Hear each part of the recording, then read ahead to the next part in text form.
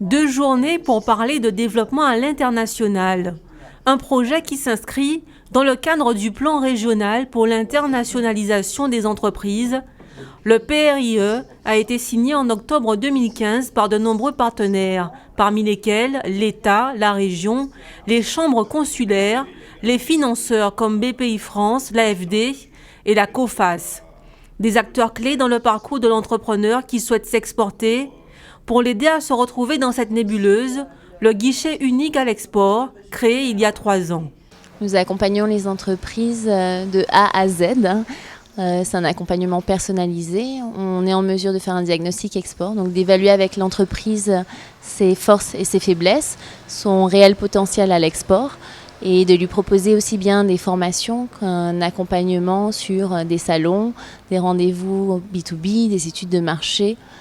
On a la possibilité d'avoir des prestations à un coût réduit ou même nul grâce au ministère des Outre-mer qui subventionne des prestations de Business France. Et nous sommes correspondants Business France en Guadeloupe. Business France est un acteur majeur pour les entreprises.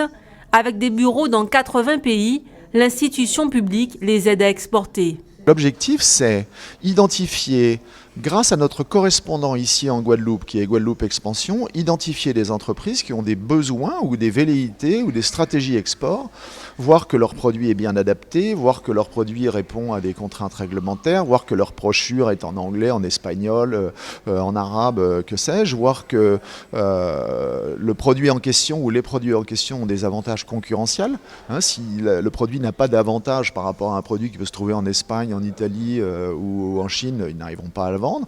Voir avec eux comment positionner leurs produits sur ces territoires, voir si ça vaut le coup d'y aller, puis de les accompagner par des programmes de rendez-vous spécifiques sur place, des mises en relation, des présences sur un salon, voilà, à travers une multitude de prestations. Pour être candidat au développement à l'international, il faut un produit ou un service compétitif à haute valeur ajoutée et être en mesure de produire en quantité.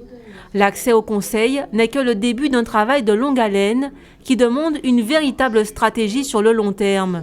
Et cela, même lorsque l'on appartient à un grand groupe national, comme la SAFEJ, qui souhaite s'étendre dans la Caraïbe. La particularité de la zone Caraïbe est un émiettement de petits marchés. Et donc l'investissement commercial pour comprendre le fonctionnement de l'ensemble des États composant le bassin caribéen nécessite un temps important, nécessite de faire beaucoup de rencontres, de faire beaucoup de déplacements pour comprendre où se situent les marchés, pour comprendre le fonctionnement des différents gouvernements, ministères, sociétés de gestion de l'eau, de l'assainissement des différents pays, pour ensuite comprendre où cibler nos efforts.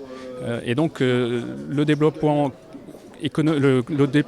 commercial dans la Caraïbe nécessite un temps de préparation extrêmement important que toutes les entreprises, malheureusement, ne peuvent se permettre de faire, puisqu'il nécessite beaucoup d'argent et un certain temps de préparation. Une centaine de chefs d'entreprise poussent la porte du guichet unique à l'export chaque année. Un tiers est prêt à exporter. La Caraïbe intéresse de plus en plus. Les secteurs les plus porteurs y sont le BTP, l'eau et l'énergie.